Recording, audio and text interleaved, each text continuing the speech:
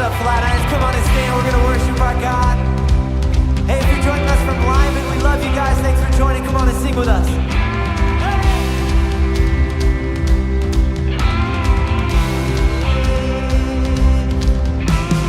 Wandering into the night, wanting a place to hide this weary soul,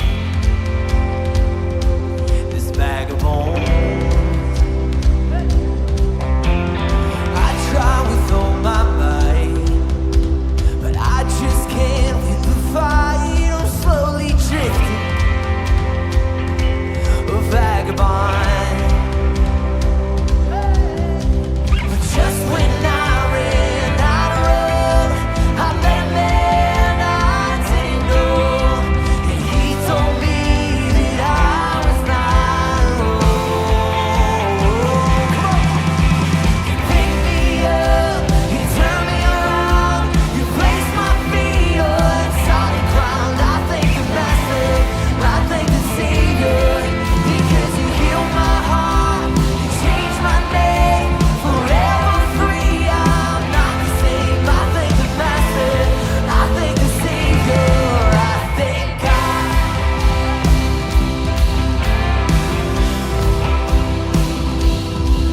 No, I cannot deny what I see. Got no choice but to believe. My doubts are burning like ashes in the wind. So long to my old friends, burden and bitterness. You can't just keep it moving, 'cause you're not welcome here. From now till I walk the streets of gold, I'll sing about you, save my soul. This wayward son is found his way back home. You picked me up, you turned me around, you placed my feet on solid ground. I thank the Master, I thank the Savior, because you healed my heart, you changed my name, forever free. I'm not the same. I thank the Master, I thank the Savior, I thank God.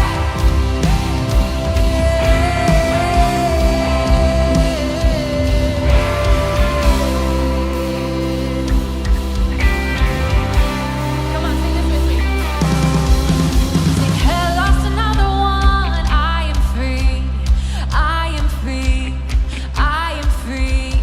Hell lost another one, 'cause I am free. I am free. Yes, I am free. Hell lost another one. I am free. I am free. I am free. Hell lost another one. I am free. Oh, I am free. Yes, I am free. Hell lost another one. I am free. I am free. Yeah, I am free. Hell lost another one. I am free. Oh, I am free. You picked me up, you turned me around, you placed my feet on solid ground. I thank the Master, I thank the Savior, because you healed my heart, you changed my name, forever free. I'm not the same. I thank the Master, I thank the Savior, I thank God.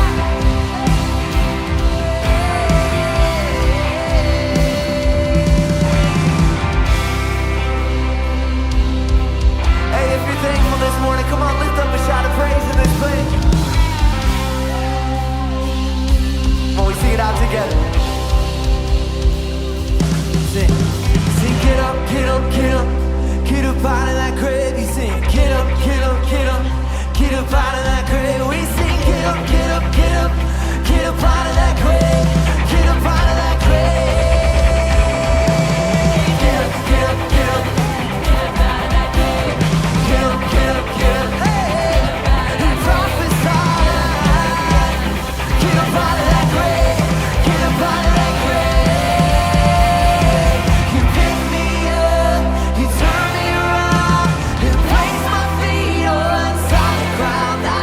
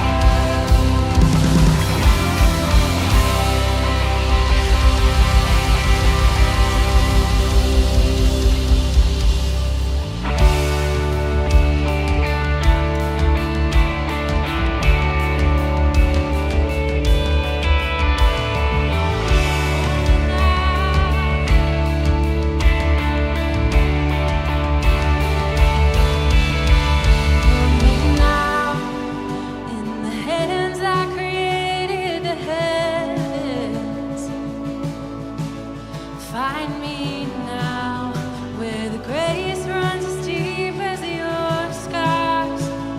You pulled me from the clay. You set me on a rock. You called me by your name and made my heart whole again. Yes, you did. Lifted up, and my knees know it's all for your glory. That I might stand with more reasons to sing than to fear. You pulled me from the clay. You set me on a rock. You called me by your name and made my heart whole again. So here I stand, high in surrender, and need you now. Hold my heart now and forever. My soul cries out, 'cause once I was broken. You love my whole heart through. Sin has no hold on me, 'cause your grace holds me now. Live like grace, owns the crown where the grave did,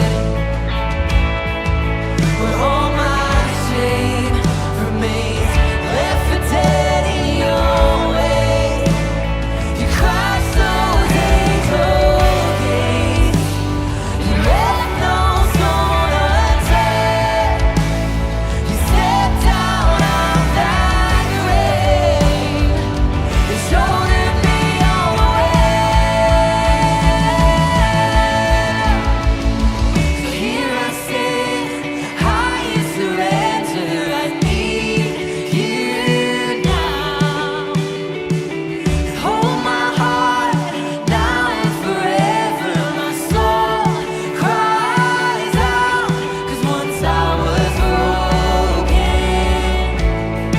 You love my whole heart through. Sin has no hold on me, 'cause your grace holds me now. Healed and forgiven. Look where my chains are now.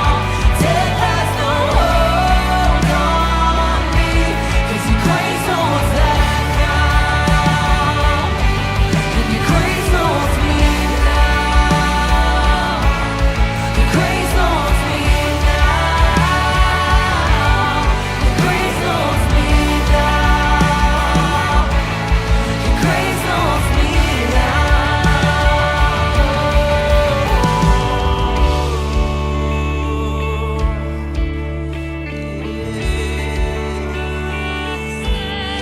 Grace holds me now. I know where I've been. Your grace holds me now.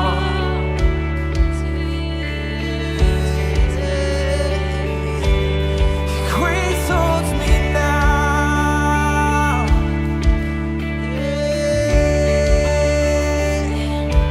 And your grace holds me now.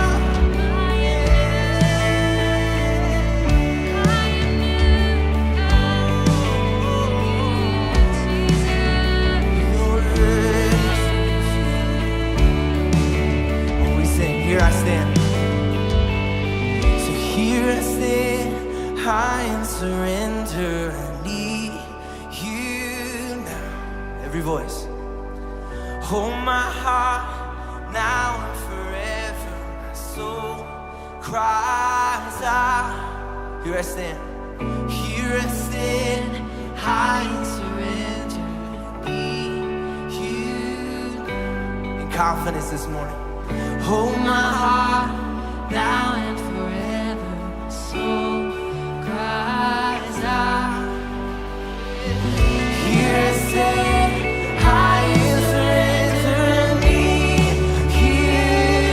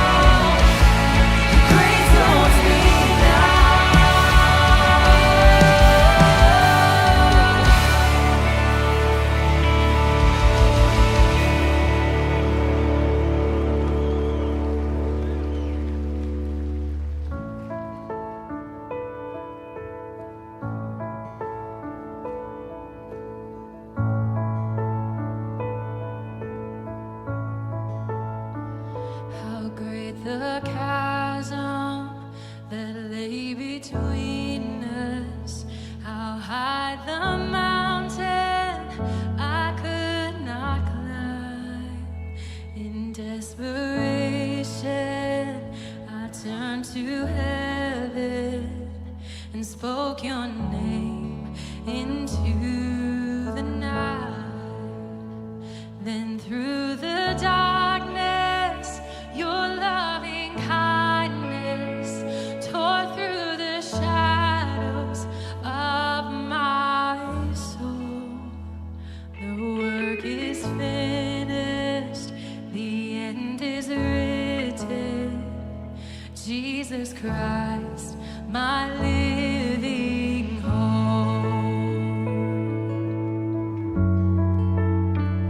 Who could imagine so great a mercy? What heart could fathom such boundless grace? The God of ages stepped down from glory to wear my sin and bear my shame. But the cross has spoken, and I am forgiven. The King of Kings calls me his own. Beautiful Savior, I'm yours forever. Jesus Christ, my living hope. Hallelujah, praise the one who set me free. Hallelujah, death has lost its grip on me.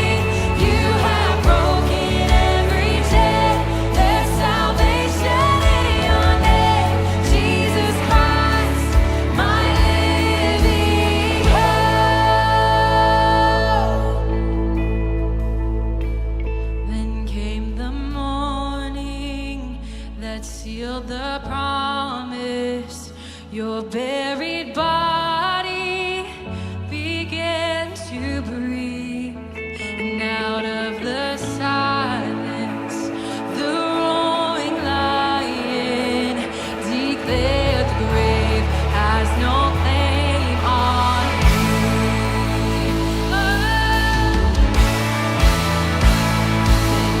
the morning that sealed the promise. Your buried body began to breathe, and out of the silence, the roaring lion declared the grave has no claim on me. Oh, Jesus, yours is the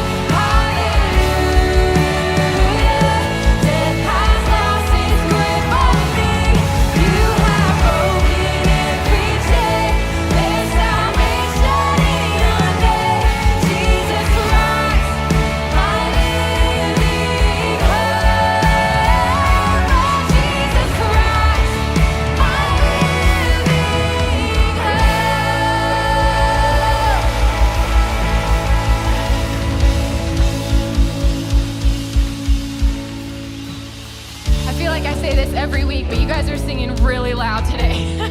Good morning, Flatirons. We're so glad you guys are here. Would you take a second, say hi to someone around you that you don't know? You can have a seat. Hey, if you're joining us online, as always, we are so glad that you're here and that you can worship with us no matter where you are, but we're so excited to have you back in the room.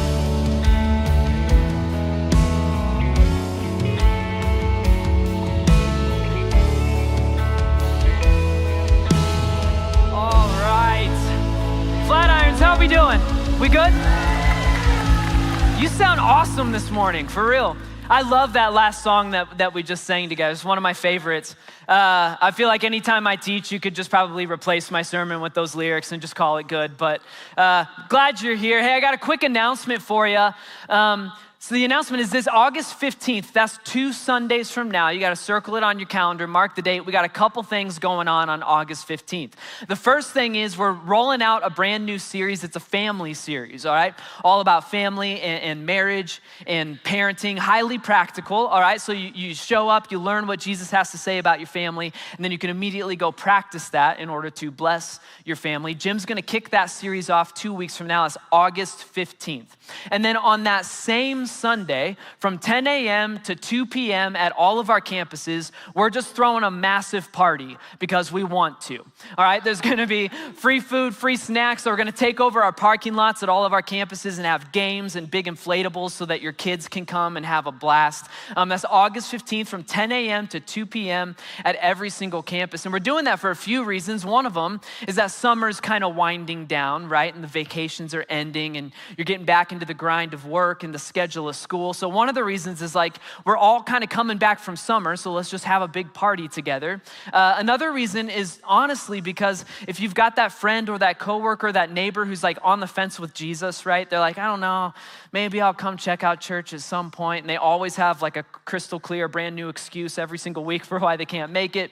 This is an opportunity for you to go, listen, bro, just come check it out. Even if you hate 100% of the stuff that happened in this room, you'll at least get free food out of it. You can talk them into coming. So that's August 15th. That's 2 Sundays from now. Don't miss it. We're going to have a party. Today's special because we've got a guest speaker. All right, our guest is Steve Carter. So Steve is a dude who wears a lot of hats. All right, he's a father, he's a husband, he's a podcaster. All right, so his podcast, Craft and Character, is awesome for any of you who are in leadership positions or any kind of teacher or you have to lead meetings and stuff like that. Craft and Character shows you how to do that in like a Jesus-centered way. So he does podcasts. He's an author. He's got a couple books. His new book is coming out August 10th called The Thing Beneath the Thing. So if you loved today, you make sure you pre-order his book. He does everything. He's been a teacher and a pastor for decades. He's been the chaplain for the Chicago Bears. He wins the award for most interesting pastor that I personally know.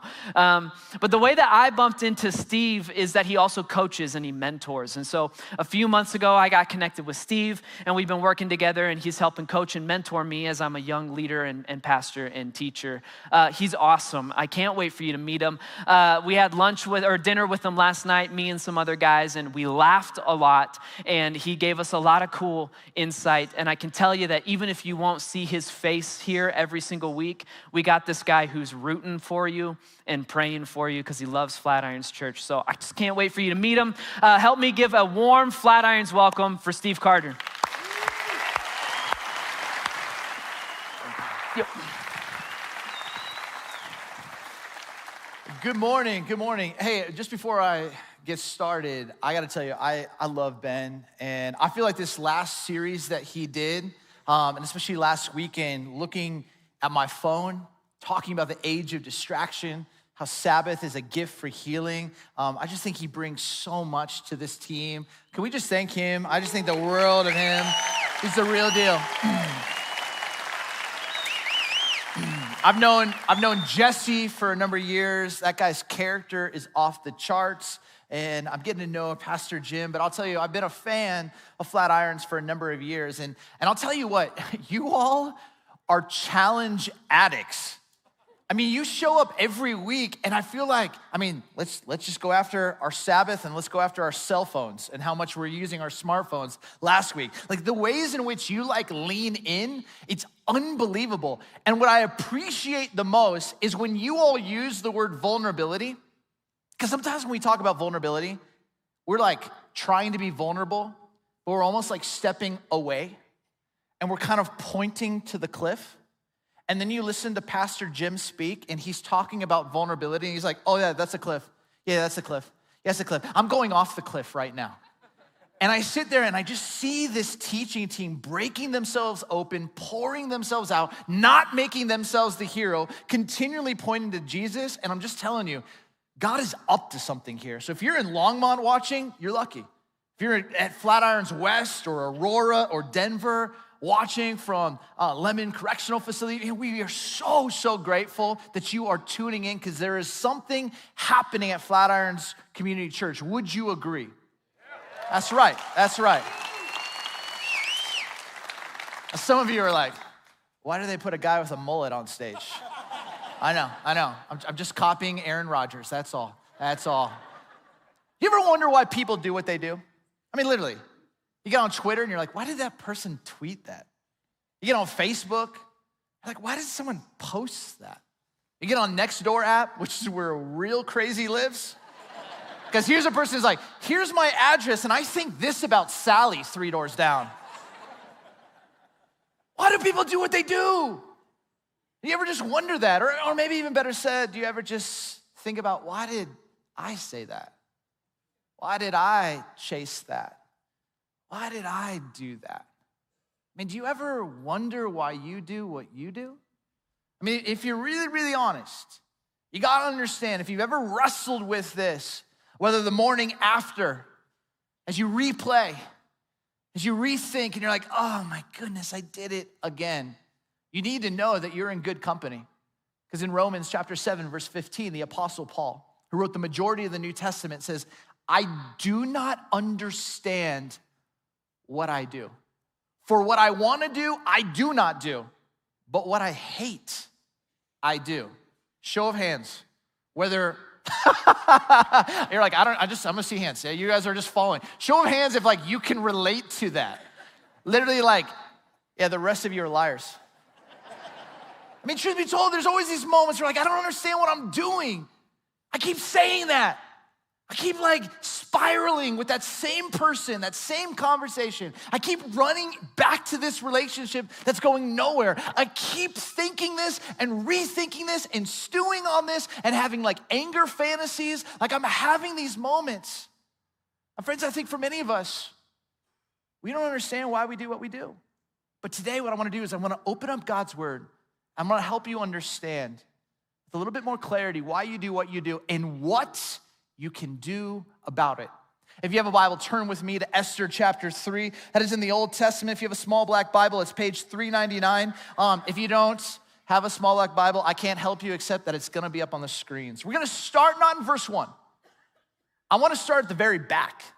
I'm gonna start at the last sentence of this chapter. I wanna work our way backwards because I want you to understand what's really going on. The last sentence is this: the king, that's King Xerxes, and Haman, who is the right-hand man, a little Hamilton reference, sat down to drink, but the city of Susa was bewildered. This is fascinating. You got a king, he sits down with his right-hand man, and I don't know what they're having to drink. Maybe a bottle of cab, maybe some bourbon, maybe some hot tea, but somehow they're seated while the entire city of Susa is bewildered. Now, the word bewildered in Hebrew is the word book. And it literally means to walk around aimlessly, wondering, what is going on? My friends, is there ever any moments when you find yourself coming home, having a drink with your spouse, and you are bewildered by the decisions of your boss? Or bewildered by the choices of your coworker? Or absolutely confused at the decisions of a specific family member or friend? And let's be really honest. There's moments where you and your spouse are seated for a drink and your kids are upstairs and they're bewildered by your choices. I'll never forget one day I was driving home with my wife in the front seat, my 9-month-old in the back. We're driving my little Honda Civic, and I'm living in Grand Rapids at the time. I'm leaving my grandparents' house, driving on this little 4-lane highway, when all of a sudden, it's snowing, and something hits my windshield. And I'm like, that wasn't like a flurry of snow. And then it dawns on me, that was a huge chunk of ice. I'm like, that didn't come from the sky. And then I look over to my wife, and I'm like, somebody threw ice at our car. And she's like, oh, don't worry about it, babe. I'm like, no, I'm gonna worry about it. So I flip a U-turn, I pull the car over, I see like 2 feet like running in the distance, and I'm like, I'll be right back. And she's like, what are you doing? I'm like, I'm gonna catch them. No, don't do that. I'm going to. I close the door, I run across 4 lanes of traffic. There's an embankment, I think I can jump it. I realize midway through, I can't jump it. I land into the middle of the embankment, snow covered, but it's freezing cold, icy water up to my waist. Now I'm really crazy. And I start to scream, I'm gonna find you. I've called 911. I'm gonna chase you down. And so I take off and I am running. I run through a field that leads to a suburban neighborhood. And because I watch CSI, I know what to do. I walk out to the middle of the street, I close my eyes, and I just start to turn, listening. And I hear a garage door coming down. I run to that house, knock on the front door, soaking wet pants, wife and 9-month-old on the side of a snowstorm road. An older gentleman opens the door. It's like, hey, some people, some 20-somethings just run in here. He's like, no, my grandson and his buddy just did. I was like, yeah, can I talk to them? He closes the door, goes off to get him. And in this moment, it's like the Spirit of God impressed upon me this simple question: who's the crazy one? And I'm standing here soaking wet pants. By the way, I'm a middle school pastor at this time. Door opens, and it's 2 6th graders who look like scared puppies shaking their legs. They can't make eye contact with me. And all of that negative energy just sort of dissipated, and I looked at them and just said, nice shot. And I walked away. And as I'm walking away, I'm like, what happened? I'll tell you what happened. I was leaving my grandparents' house. We had accepted a job to move from Grand Rapids to California. It was the last time I was gonna see them. But on my way to my grandparents' house, the people who were gonna buy our house backed out. I was emotionally spent because I was going to so many of these goodbye parties, and I was leaving a role in a group of people I absolutely loved. And in this moment, I was afraid. Who's gonna buy our house? Will we have enough money? I was afraid that God actually had us in his control. And I got nervous. And I didn't know how to actually address my sadness until somebody threw a chunk of ice at my windshield. And it gave me all of this release and permission to lose my ever-loving mind. And when I got back to the car, you know who was bewildered? My wife. See, every day we make decisions and choices, and we think we're just making them for ourselves. But there's a watching world wondering, why did you say that? Why did you buy that? Why did you do that? Why did you not say something? Why did you tweet that? Why? And for many of us, our choices are bewildering. But the big question is, why is the city of Susa so confused and so bewildered? I'll tell you. Verse 13 says this: dispatches were sent by couriers to all the king's provinces with the order to destroy, kill, and annihilate all the Jews, young and old, women and children, on a single day, the 13th day of the 12th month, the month of Adar, and to plunder their goods. So why is the city so bewildered? Because a mass genocide has been decreed. And they're wondering, what is going on? Why on the 13th day of the last month would this be considered okay? And the king and his right-hand man are just sitting down with some bourbon while all of the city is going, what is going on? Which begs the bigger question. How do you pull off a massive genocide? How do you get a king to sign off on that? I'll tell you. Go back to verse 8. It says this: then Haman, the right-hand man, said to King Xerxes, there is a certain people dispersed among the kingdom who keep themselves separate. Their customs are different from those of all other people, and they do not obey the king's laws. It is not in the king's best interest to tolerate them. If it pleases the king, let a decree be issued to destroy them, and I will give 10,000 talents of silver to the king's administrators for the royal treasury. So the right-hand man's like, there's a group of people who are different. and their customs are different, and they keep themselves separate from you and your leadership. And you know what? You have every right to destroy them. And I'm gonna make it really easy for you. I'm gonna bankroll this genocide. And look what the king responds. He says this, keep the money, the king said to Haman, and do with the people as you please. This is fascinating to me. Now, for many years, I lived in the city of Chicago, and I love the city of Chicago, one of the greatest cities on the planet. But there's an issue with the city of Chicago. There's not very much time for them to work on roads, and so you always know it's springtime in Chicago when the orange construction barrels are out in full bloom. They're everywhere. But I'll tell you, what they're mostly working on are these little things called potholes. I kid you not, as you drive through the city of Chicago, you are maneuvering around because they're dangerous. A number of years ago, I was driving, and I think I was flipping and playing with some sports radio. I did not see a pothole. I hit the pothole, and right away I knew. My front right tire, there was a flat. I pulled the car over, I inspect it. I'm a little bit frustrated, but then I remember that the city of Chicago has this number, 311, that you can dial and report a pothole. And if the pothole has been reported and the city has not fixed it in this certain amount of time, the city of Chicago will literally repay you for your damages, which no wonder the city of Chicago is going bankrupt, but that's a different sermon.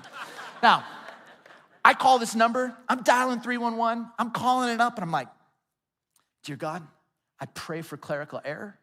Woman picks up, I tell her about the pothole, I tell her where it is. She's like, I'm so sorry, you're the first one to report it. I'm like, but then I start thinking, you got your own number to report potholes.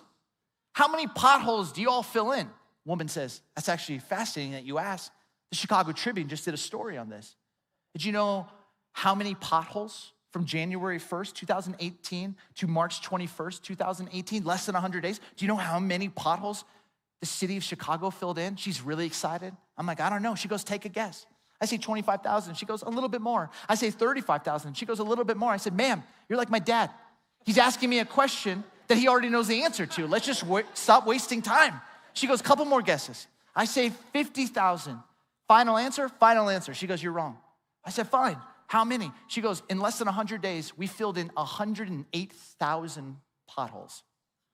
I'm like, are you kidding me? She goes, if you go to our website, true story, City of Chicago, we have a pothole tracker. We literally show our work.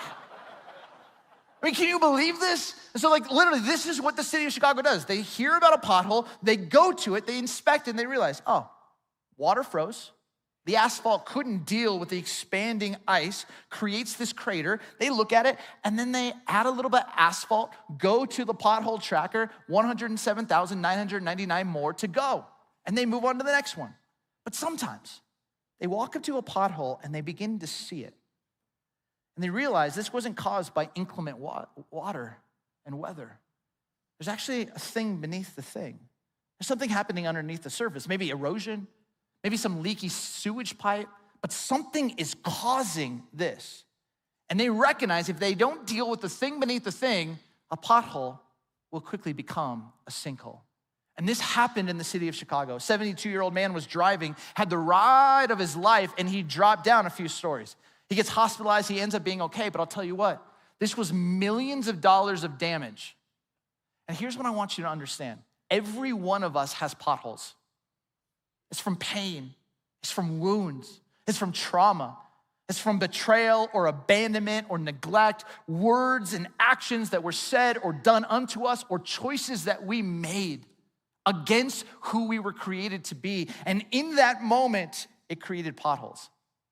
And if we don't have the courage to actually deal with these potholes, they will become sinkholes that don't just affect you, but they affect everyone around you.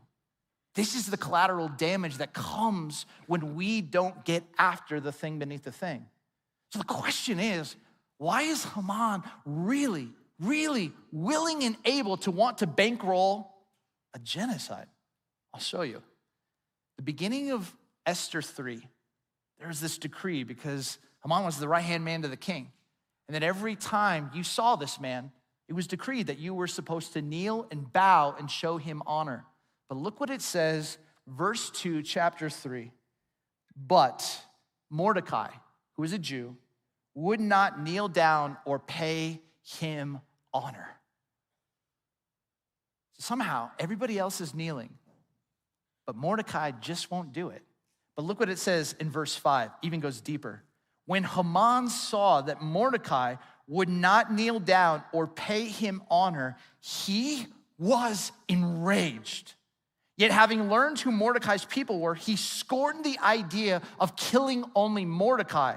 Instead, Haman looked for a way to destroy all Mordecai's people, the Jews, throughout the whole kingdom of Xerxes. So let's get this straight. One dude named Mordecai decides not to Tebow when he sees Haman. And when Haman sees that Mordecai is unwilling to kneel, he gets enraged. And he looks at Haman and goes, I'm not gonna just kill you. You're Jewish? I'm gonna kill all your people. I don't know what his backstory was. I don't know what Haman dealt with, but there is some pothole of neglect, of somehow he didn't get the honor or the respect. Somewhere maybe he was mocked. Something happened in Haman's story because all of a sudden Mordecai triggers him to a point where he loses his mind, to the point where he's going to bankroll a genocide. Now hear me out, Flatirons. I'm not expecting that any of you, when triggered, are going to literally try and bankroll a genocide.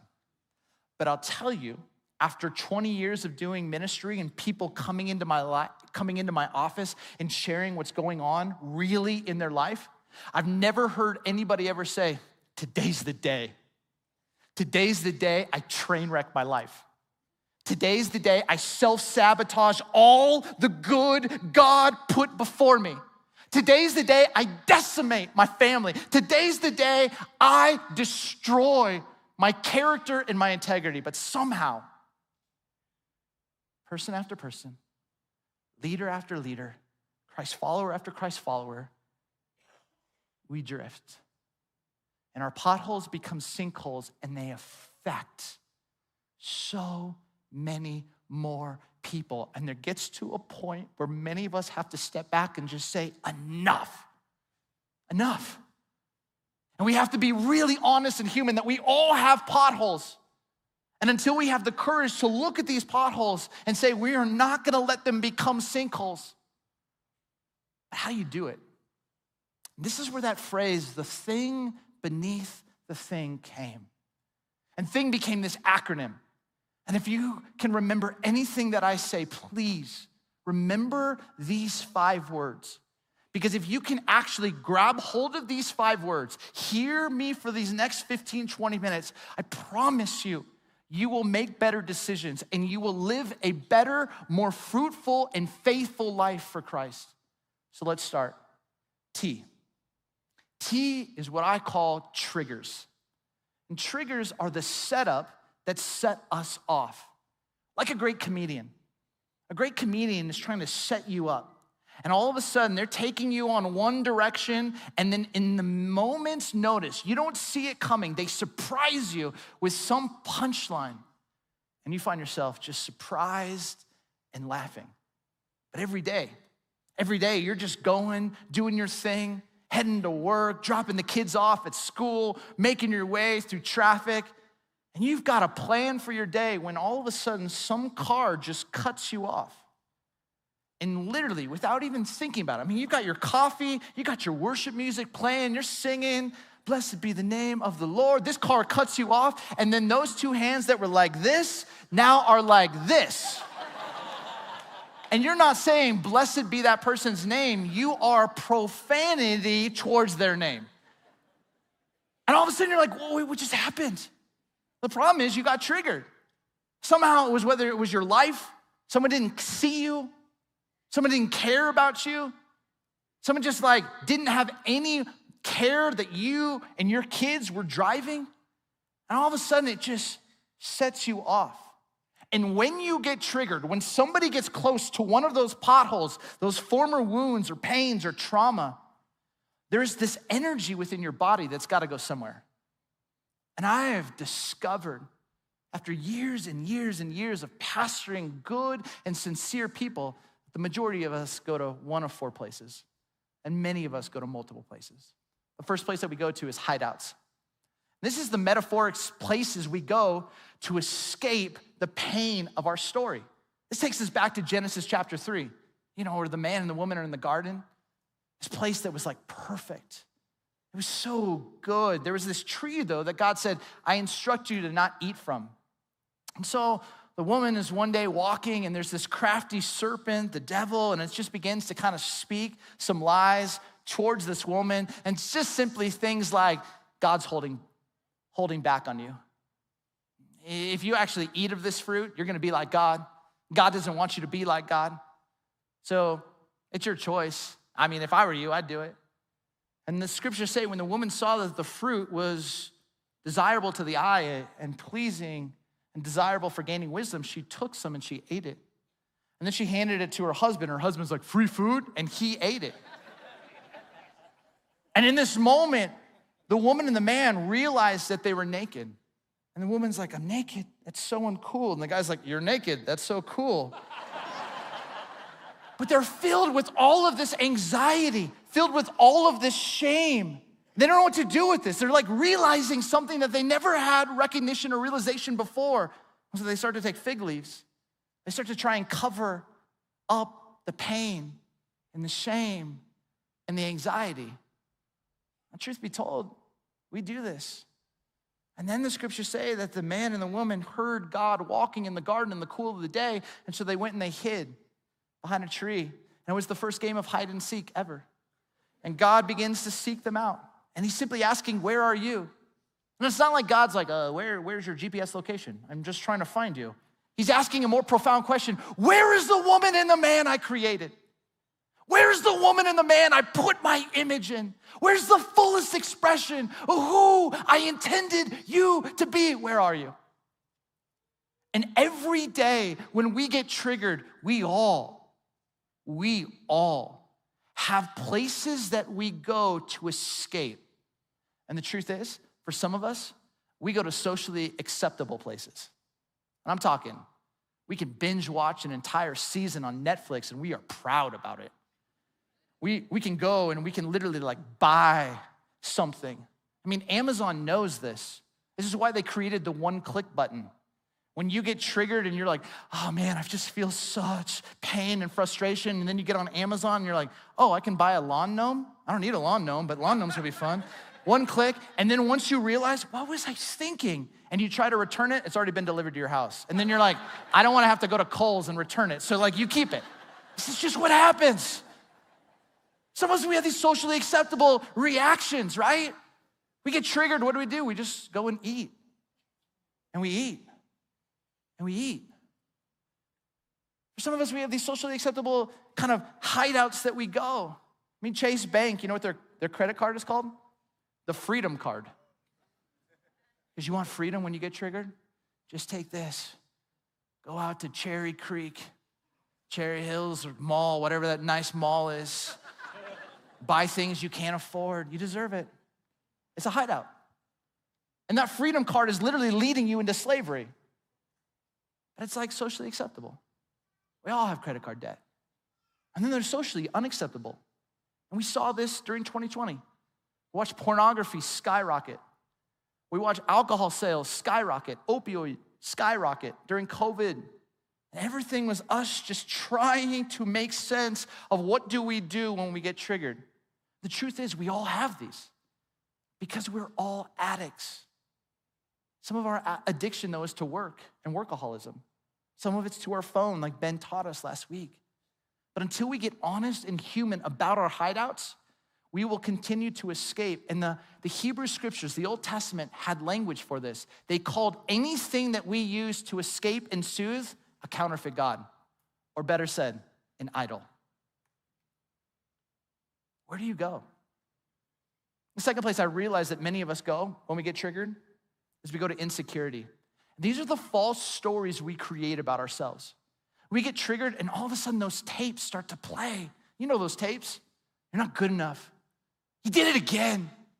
All of a sudden the shame storm begins to rain down memories of the past. You will always mess up. You don't have what it takes. Your sister is so much smarter than you. Your brother is so much better than you. And it's these lies. And for many of us, when this happens, all of that shame has us to power down. We don't live into the true fullness of who God intended us to be. But some of us in our insecurity, we don't power down. Some of us power up. And we feel like we're losing control. We do what it takes to regain control of the meeting, of the family, and we begin to get people on their heels, and we're usually verbally abusive. We say things we don't mean, but all of it, whether powering down or powering up, is a sign of insecurity. But there's another place that many of us go. We get triggered, we can go to hideouts, we can go to insecurities, or we can go to narratives. And narratives are the false stories we create about others. And again, this is what Facebook and Twitter exist for us to create and have permission to create false narratives about others. I'll never forget a number of years ago, I was speaking at a large student conference. The leaders were off at some leader meeting. I'm walking towards the auditorium when all of a sudden I see two massive clusters of students and they are making noise. I can't figure out what they're saying, but they are screaming and taunting at one another. And I'm like, I am so outnumbered. I'm the speaker that I'm gonna have to try and break this thing up. So I walk up and as I get closer, I hear some students going, boiler up, boiler up. And I'm like, oh my goodness. Purdue fans in the wild.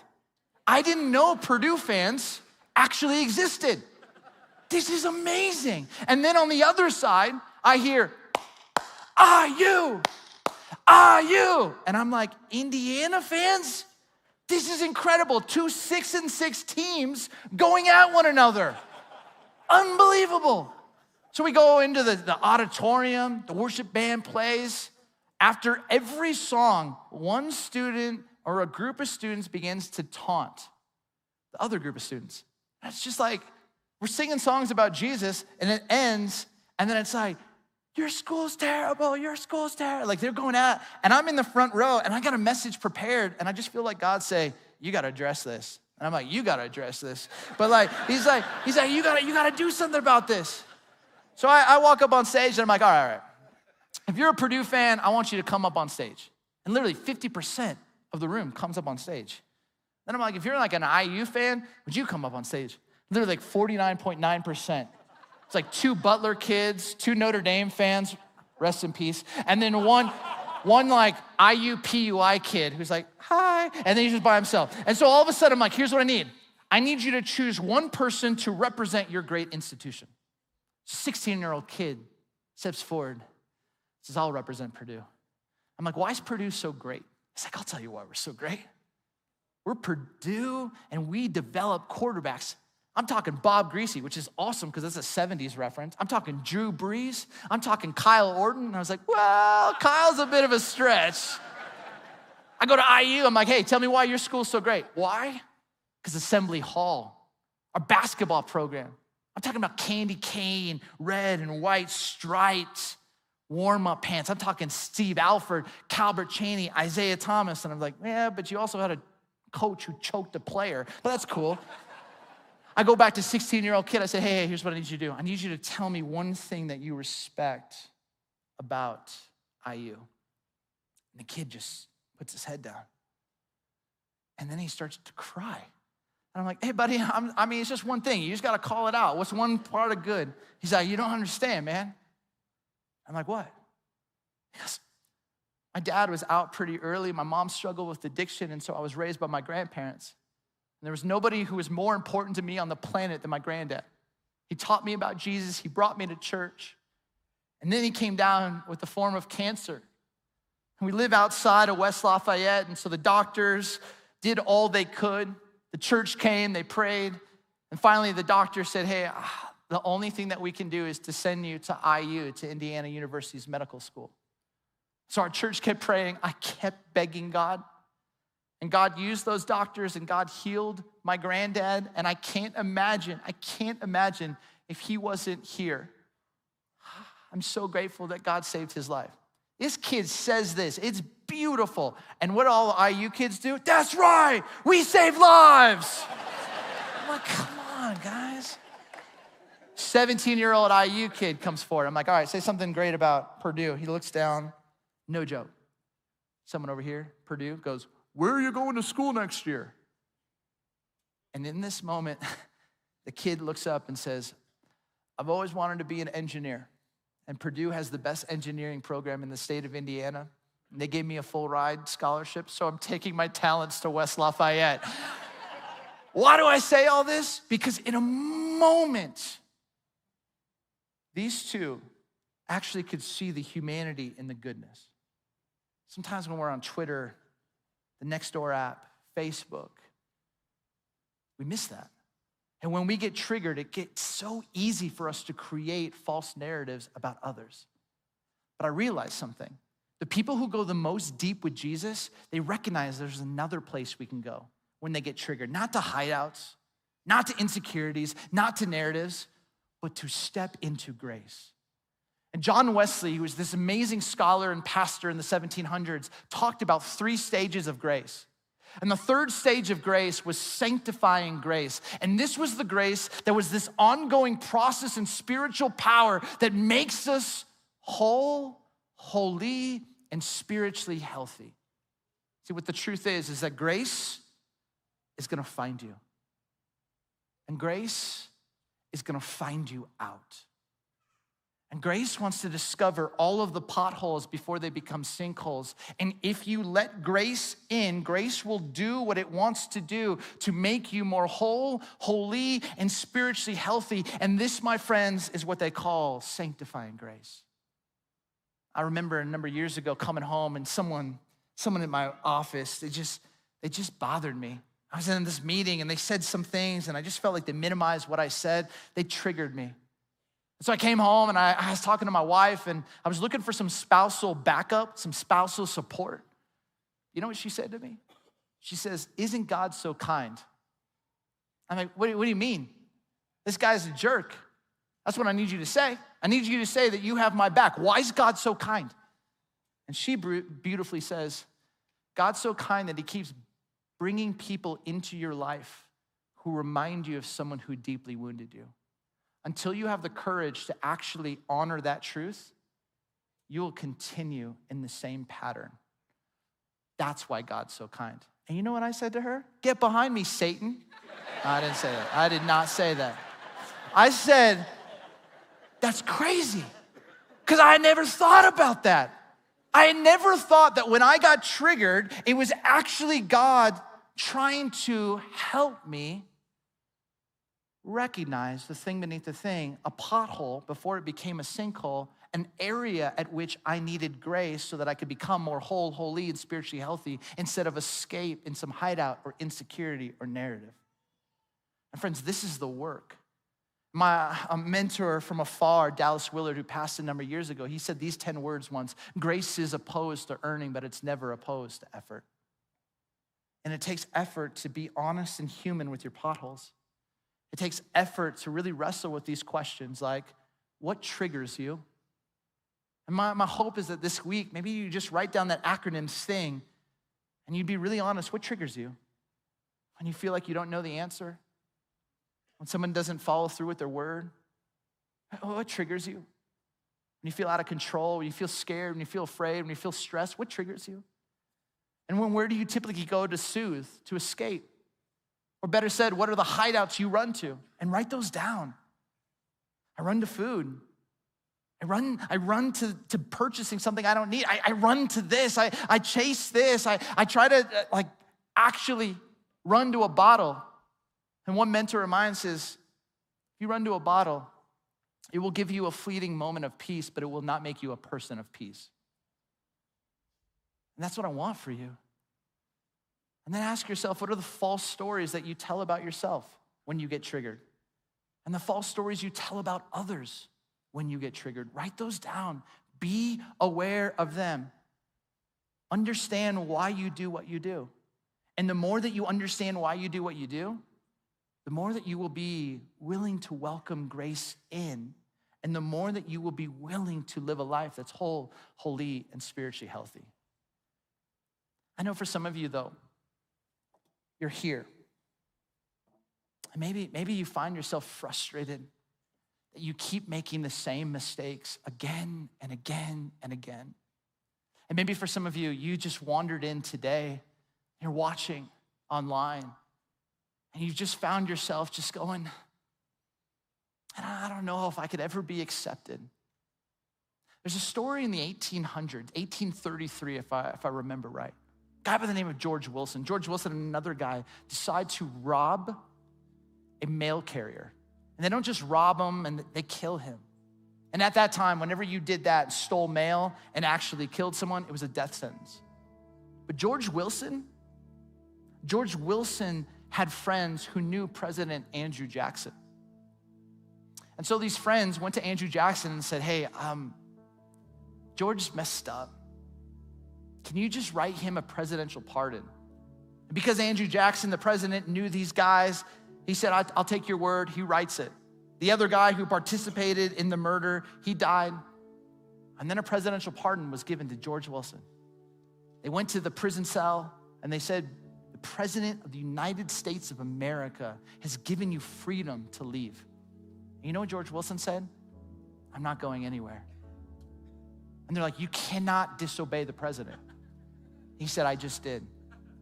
So then you know where it went to? You can Google this. This is legit. It went to the Supreme Court. The Supreme Court had to wrestle with the idea, can somebody go against a presidential pardon? And what they found to be true is they could not force a presidential pardon on someone. And so George Wilson stayed in prison and he died.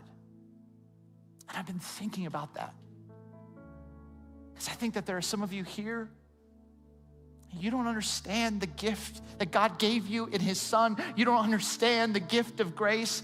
You don't understand that it can be different. It's like you've been given this gospel pardon. And you find yourself just saying, nah, not me. I mean, for her, yeah, she's good. For him, for sure, not me. Or you find yourself saying, I got the pardon, but you know what, this is just the way it is. This is what I do to escape. These are just the stories I tell. It's just the familiar patterns that I do. I can live in this prison cell. And there comes a moment, Flatirons Church, where you gotta understand the gift of the gospel. You gotta understand the gift that because of grace, you can walk. You can step out and you can live a life of love and grace and peace and freedom. It doesn't mean that you're gonna be perfect. And if you know Billy Graham and you know his wife, you know what his wife's tombstone says? Ruth Bell Graham says the date of birth, says the date she dies, and underneath it says, construction completed, thanks for your patience. That'll preach. Because the truth is we are all a piece of work. We are all addicts. We are all on a journey to go deeper with Jesus. We are all in this relationship to understand the beauty and the power of grace, but it takes us saying enough of the prison cell and now stepping forth and saying, I want all of grace. I want all of grace. I want grace for every pothole in my story. Because here's the truth, if you don't, you will continue to react. And when you react, you are just reenacting the past. Or as my counselor says, you will become hysterical.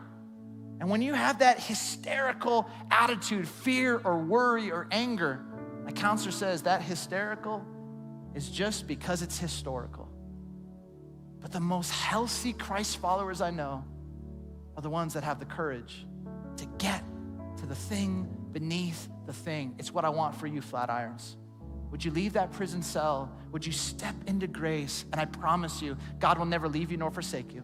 I promise you, his goodness and his mercy will follow you wherever you go. I promise you, you will drop the chains, and in seasons and months and years later, you will look back and you will have discovered a newfound freedom in Christ and in grace. And there won't be collateral damage. There won't be sinkholes. There will be health and holiness and wholeness. Isn't that a more beautiful way to live? That's what I want for you. So God, I just pray these words over my friends, straight from God's word. My brothers and sisters of Flatirons Community Church, may the Lord bless you and may the Lord keep you. May the Lord be gracious to you. May the Lord lift up your countenance. May the Lord shine his face upon you.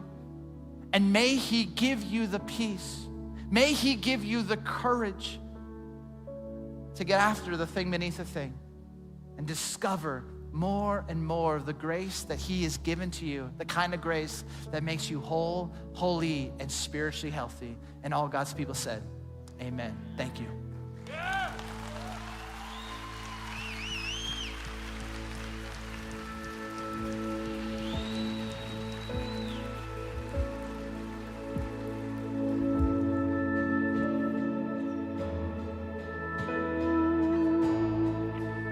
We stand. We sing. I shall not want.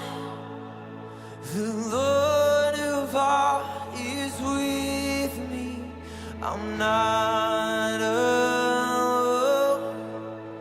Your presence all around me.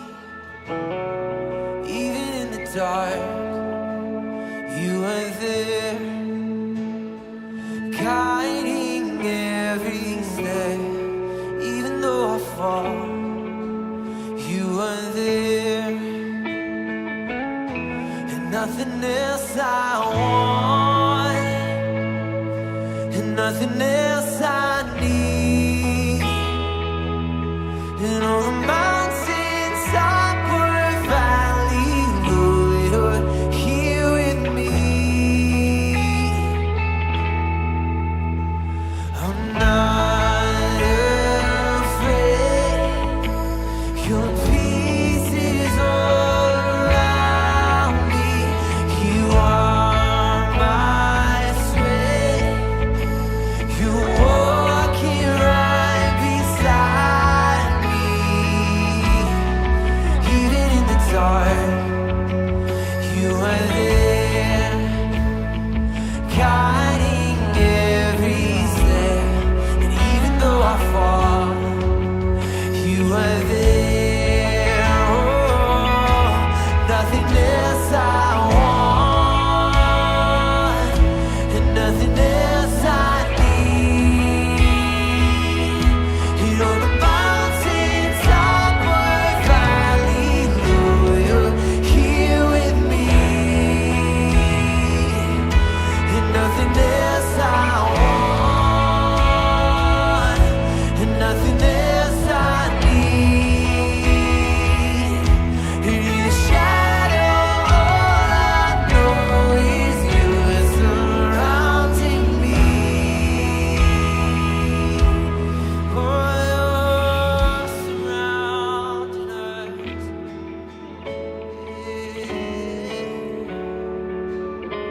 Your peace is in this place.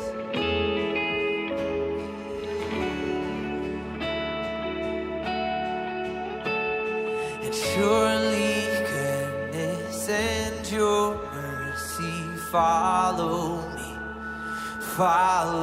me, and I will be with you for all eternity. I am free, and surely goodness and your mercy follow me, and I will be with you for all eternity. I am free, and surely goodness and your mercy follow me, and I